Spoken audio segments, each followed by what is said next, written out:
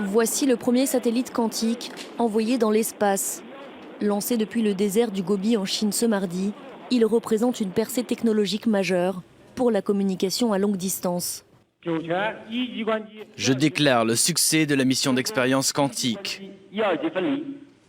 Ce satellite, baptisé Mozi en l'honneur d'un philosophe chinois du 5e siècle avant Jésus-Christ, doit permettre d'établir un système de communication crypté inviolable.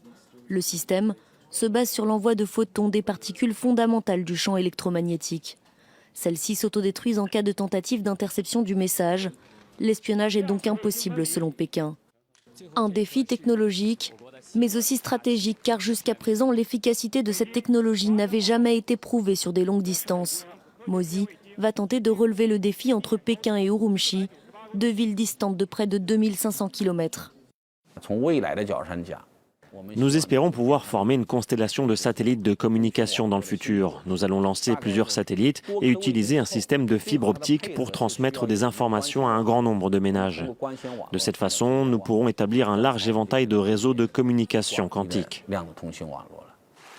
La recherche quantique est devenue une priorité pour Pékin.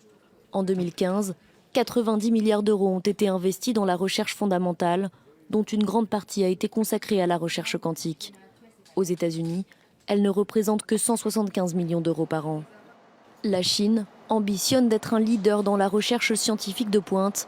Elle prévoit de déployer 20 autres satellites sur l'ensemble de la planète.